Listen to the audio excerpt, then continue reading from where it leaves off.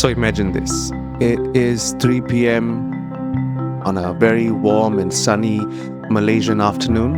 You're having your cup of coffee in your boardroom. You are the independent non-executive director. Everything is fine so far and you feel safe.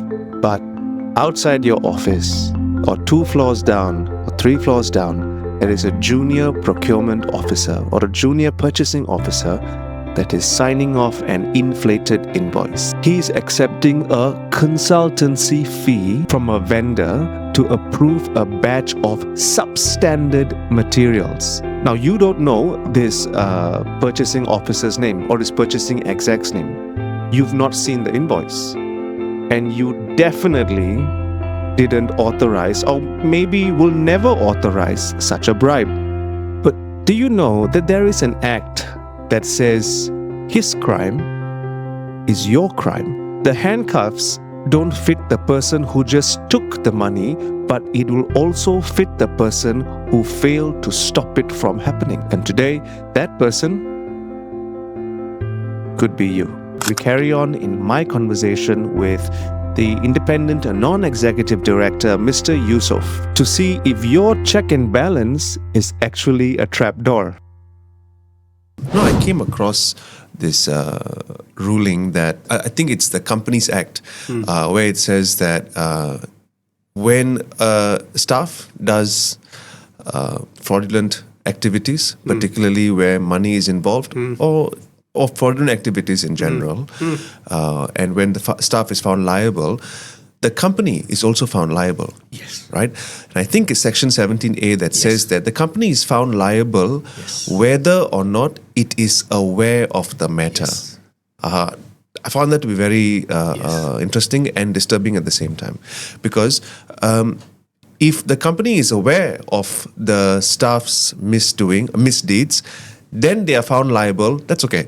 But if the company is unaware, and then they are also partly liable or fully liable, that would it's a bit dangerous. Yeah. So how can companies ensure that these things does not happen to the company? So which means first the staff must not be doing it, and if the staff is doing it, the company must have visibility. Yes. But how can we ensure that this is being done? You are totally right again, Josh. This refers to Section 17A of the Companies Act. And that section never existed Before? prior to corporate governance. Even like 15 years after corporate governance was implemented in this country, that law was never introduced. Because like you said, it is very complicated, you know. I think complicated, And yes, it is but it's also dangerous. It's also dangerous because, and again you are right, this is where it goes back to that pillars just now. Remember the I was 4 saying pillars. about the system, the accountability and all that, okay? If any breakdown in the system, in SOP breaches and all that, the board is responsible for SOPs, for all these internal audit practices and all that in the company, and risk compliance management and all that. Okay, that is why even if they say sorry, we are not aware of it, they will be held responsible. Okay. Because remember again the definition of corporate governance: who are responsible? The board of directors. Right. Including INET, and employees and everything else. So you cannot run away from that. And the penalty under that act, Josh, is extremely expensive. Yep. You can be jailed, if Sure. I'm not mistaken, for... I want to say 10 years, but I could be wrong. I think so. I think it's 10 years. And you can be fined up to either 3 million or 5 million. Wow. That's a lot of money, you know. Absolutely. Yeah? And there have been cases, the INET, the chairman of the committee, and his members have been found guilty and have been fined and have been jailed, you know, in this country. Yep. It is worrying, but I am glad that we actually enforced it. Yes. Because like I said just now, you go back to the pillars of corporate governance. Yeah. It's all about honesty, integrity, being responsible. So, going back to your role in it, I'm sure independence is key whenever you had to play this role, right? Yeah. But how do you maintain it? Because ignorance is not an excuse. You cannot Yes. come and say, Yes. I didn't know about that. Yep. I wasn't aware about this. Like our discussion just now, a company cannot say, I wasn't aware of my staff doing this or engaged in this. But as an INED, independence, as it is in the job title, is key. How do you maintain this one? We just talked about the nightmare of being responsible or of being liable for a staff member's crime. It's terrifying, no doubt. But the truth is, fear is a poor strategy.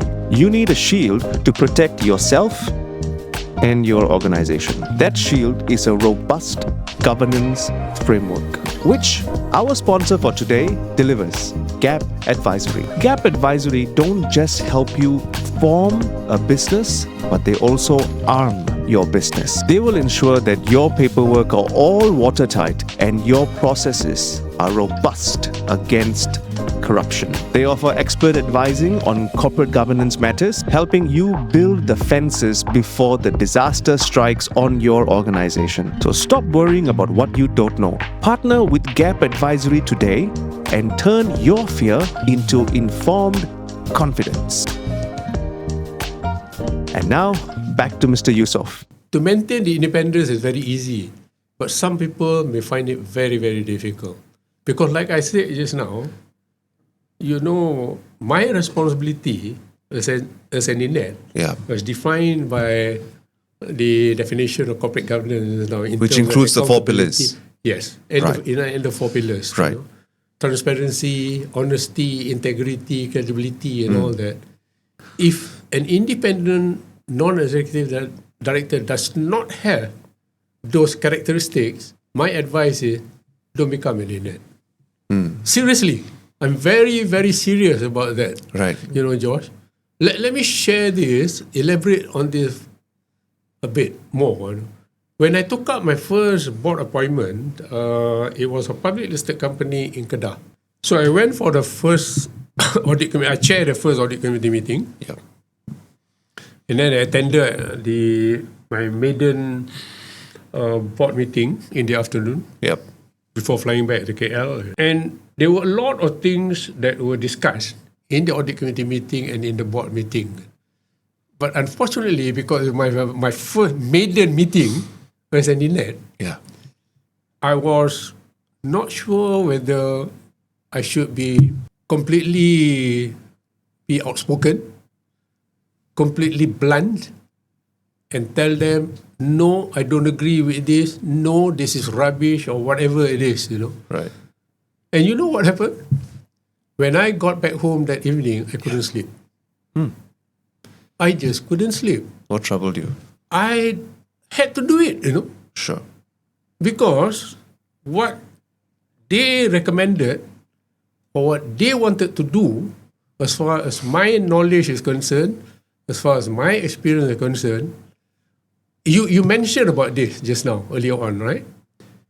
If there are certain issues which I'm not sure, I will check.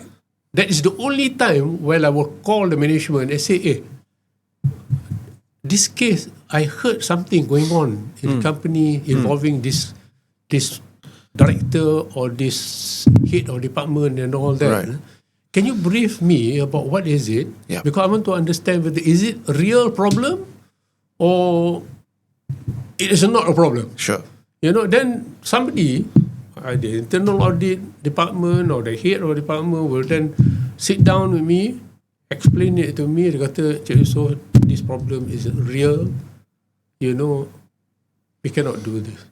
Right. I'll give you one very good example, Josh. This was a company, and like I said just now, the chairman was an active politician. And unfortunately, he self-appointed himself to be the chairman of the Finance and Investment Committee. Okay. And also, he was appointed by the shareholder to be the chairman of the board. Okay. That is already a serious conflict of interest issue, Sure. Because if you are the chairman of that board committee, Yep. You If cannot you- play another role that is. yes, Yep. if you recommend something there, surely if you go to the board, you cannot say no. Yeah, yeah. There is a huge conflict of interest there. huge conflict of interest. Right. But he was allowed to do it because he was a politician and he was a political crony to a minister at that Right. time. Okay. So he was not afraid, All right. But what happened was this.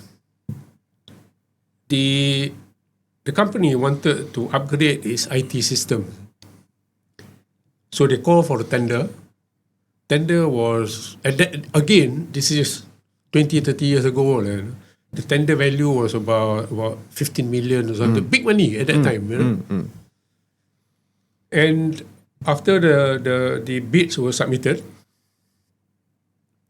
he called for the Finance and Investment Committee meeting. And management put up a paper, about who to award the tender to and all that. So it was presented to that investment committee. The chairman looked at it and said, this tender should be awarded to this company, ABC Sdn Bhd. Since he was the chairman of that committee, the other members of the board were also, unfortunately, his cronies, obviously supported, The decision. Right. Right. It then came to the board. And we had 9 board members. Okay. Majority, except for the MD, all the other 8, including the chairman of the board, Yeah. either inept or non-independent, non-executive directors. Okay.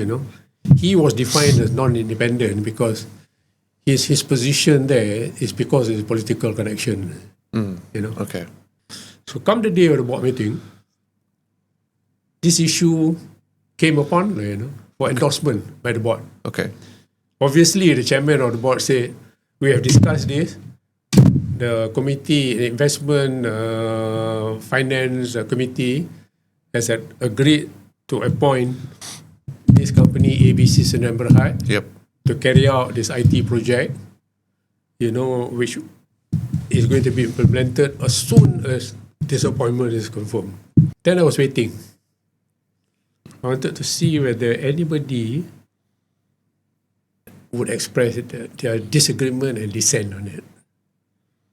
Everybody was quiet. Then I put up my hand and I said, Datuk Chairman, dia kata, I would like to say my piece on this. So if you're sitting on the board right now and there is something uncomfortable that you've seen, that you've heard, speak up. Because the cost of silence is so much more than the cost of a difficult and awkward conversation. A big thanks to Gap Services for keeping us compliant, and also to Mr. Yusof for sharing his stories in the battlefield. I'm Josh G. This is Unfiltered Business. Watch your blind spots.